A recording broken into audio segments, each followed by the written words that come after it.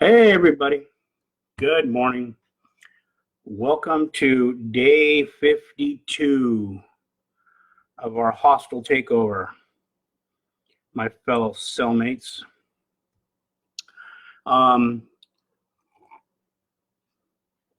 Looks like a rainy day. Looks like we're into and I'm glad I didn't plant my garden. This is exactly what happened last year. Killed all my melons.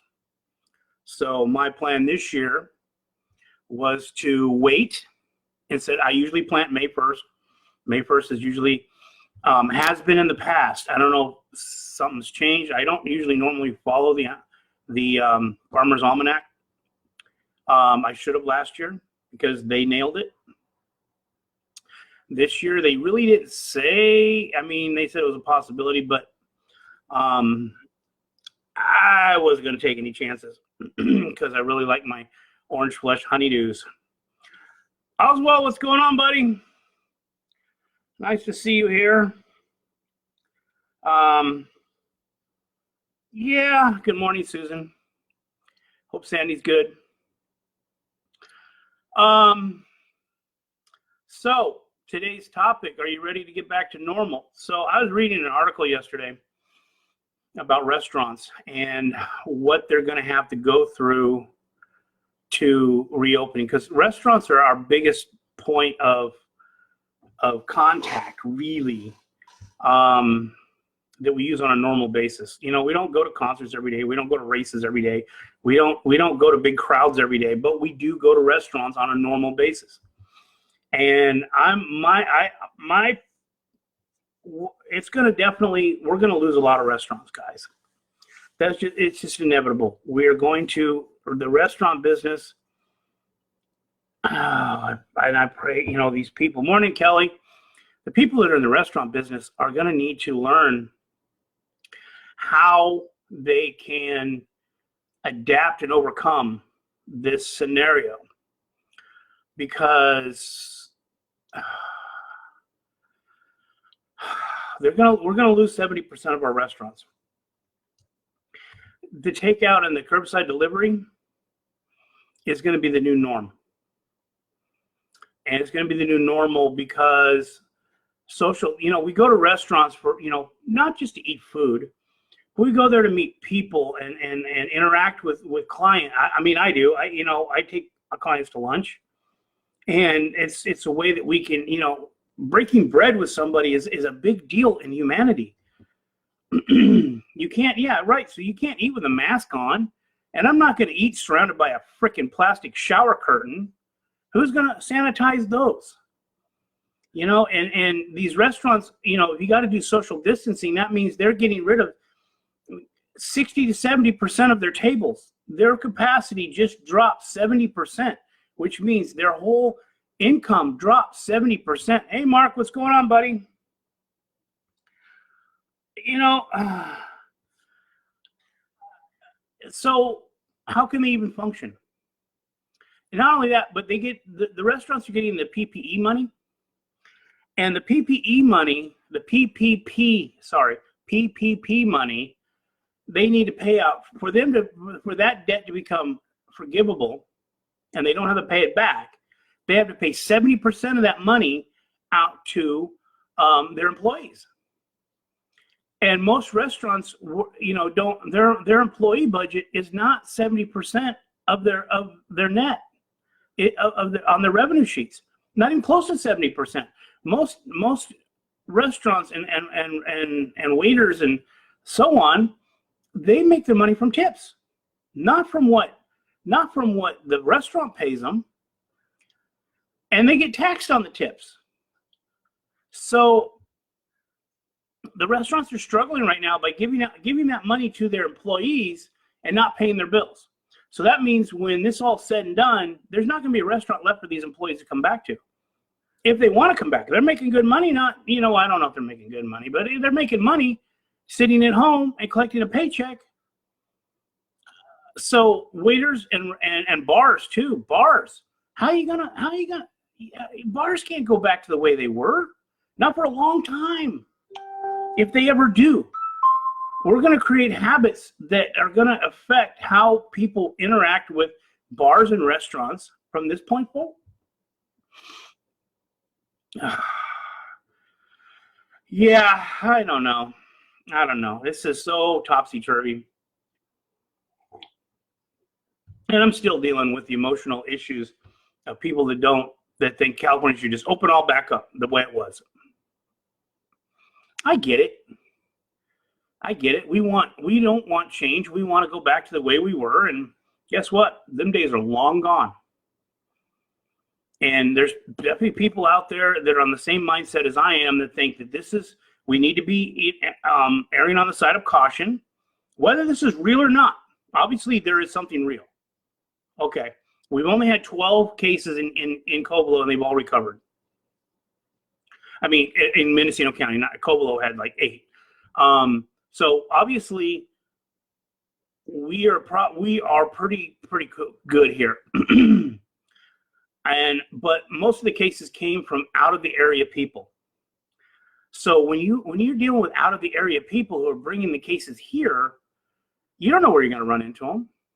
I mean, granted that if you get COVID-19 right now in our county, it's like winning the lottery. I mean, the odds are like winning the lottery. But that's not a lottery I want to win. But still, there's still that slight possibility. No matter how slight it might be, wearing a face mask and social distancing does not hurt anybody. It doesn't hurt anything to just do it, because if nobody gets sick and everybody was social distancing, hey, we won the war. But if everybody wants to be defiant and I'm not wearing that, I'm not doing that, and everybody starts getting sick again, we didn't win the war. So take the war as you want. Hey, Brad, how's it going, buddy? Adriana, how's it going? Hope you're doing well, kiddo.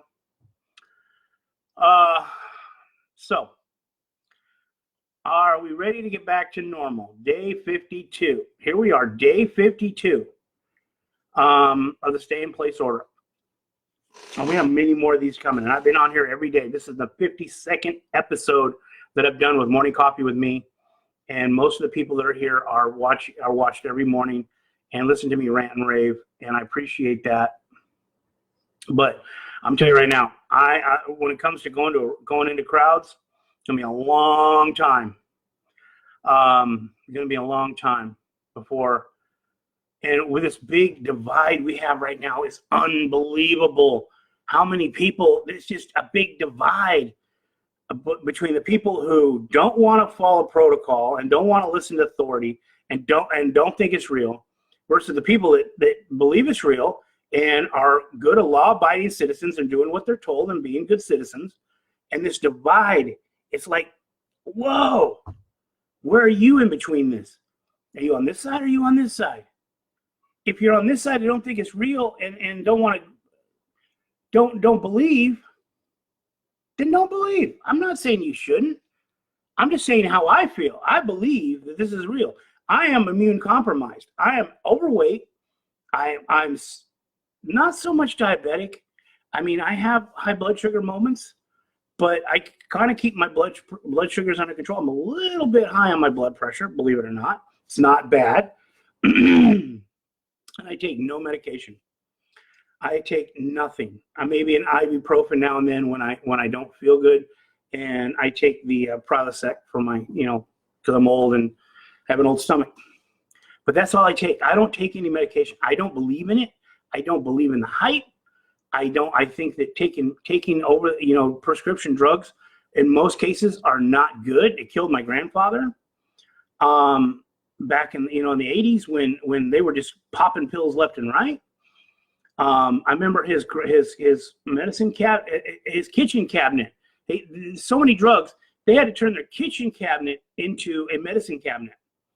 And I remember it as a kid, just full of medication. Him taking handfuls of pills in the morning, handfuls of pills in the afternoon, handfuls of pills in the evening. Oh, this is for this, and this for this, and this for this, and this for that. It wound up taking his heart out, killed him. And I just don't believe in all that. That's something I don't believe in. I'm kind of expressing my opinion right now, but I don't believe that we should be taking all this medication. It doesn't make any sense to me why we have a pill for this and a pill for that and a pill for that. And I know we have issues. A lot of these, like restless leg syndrome. I know I'm getting off the topic here, but I'm kind of going this direction. Restless leg syndrome. That was not a disease until somebody made a pill saying this will stop it. So let's make up a fake diagnosis and create a pill for it and sell millions of them. Anybody that's been around knows the restless leg syndrome is restless leg syndrome. Yeah, you're right, Susan. Obviously, it's real. Obviously, there's some aspect to this COVID thing that is real. It's killing people all over the world, literally all over the world. So why would we not take this whole scenario seriously? And think about just any human life, any death in human life is a tragedy, regardless of how it happens. Hey, Joe, what's going on, buddy? I see those home projects are looking pretty sweet, bud. Hope you're still there. Let's see, any more comments I need to talk about? No. I've definitely noticed my count for people watching is definitely going down. Maybe people are tired of hearing from me. I don't really care, but I'm here for whoever's here. I'm here to speak my mind and be here. You know, a lot of people watch this secondhand. A lot of people watch this feed later on during the day. They come back to it. A lot of them don't watch it live because they're just not here. Hey, Roxanne, how's it going? I don't know if I'm seeing that late or not, but so again, day 52. Are you ready for the new normal? Like I said, in the very beginning of some of the first episodes, we are going to get new habits. We are going to have new ways of doing things, and change is happening. Good morning, Mom. Hi, Mom. My mother's watching. Who, she's immune deficient and has lots of chronic health issues, so she can't really be out there in the public, and she's got to be social distancing. And our seniors now, but there was a toddler, an almost newborn, contracted COVID. I saw the article the other day. I don't know how true it is. Okay, maybe it was fake news, but COVID, I don't think anybody's immune to it. I think that I think everybody could possibly get it. Some aseptic, this county's got to figure out how they're going to do their testing. They released that skilled nursing facility so that they can meet the criteria for surge, which we never saw surge. In the very beginning, it was ventilator this, ventilator that, ventilator surge. We need these big hospitals. Everybody's going to die. I think social distancing really helped in that scenario because we were able to, I think social distancing really did help. I think we were able to shut it down, not in time, but I think we shut it when we did, we were able to help it a little bit. Hey, Ronnie. What's up, buddy? Hope you're doing well and everybody's safe and healthy in your world. Good seeing you, watching, bud. I just, I think that the social distancing thing really did help to a certain degree. You may or may not agree with the masks. Like I said, I said it a couple episodes ago. A year ago, when I see somebody wearing a mask, I think of frickin' Michael Jackson. I just never thought it would come to our world having to wear masks. I just never thought that would be possible. But, here we are, 2020. having to wear masks and talk to people behind plastic shields and wipe everything down when we're done. Welcome to the new norm. This is gonna be what we're gonna be like for a long, long time. Wiping stuff down and wearing our masks and putting on our latex gloves to go into the store. And I went to Home Depot. What was it? Saturday afternoon. I went to Home Depot because I got back to working on my trailer, which pick's coming. And it was, the line to get in Home Depot was all the way around the corner, all the way down to the garden section or past. And as I'm walking up there, this old guy, just as I'm walking by, he could have waited another split second for me to get by. He pulls down his mask and just hawks a big old loogie right in front of me and then pulls his mask back up. I just gave him the stink eye. Like, what the hell is wrong with you? I know you're an old guy, but come on. Not only even when we weren't wearing masks, that's still gross. That is just nasty. It's okay to spit.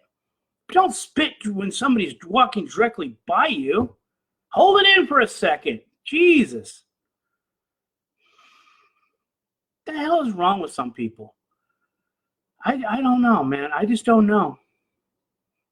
I don't know. And then that airline flight yesterday, I posted that picture of that full airline flight from New York to SFO, fully packed. Everybody wearing masks with social distancing and all that. And somebody posted on there, well, it doesn't look like they died. Not on the freaking plane, you idiot.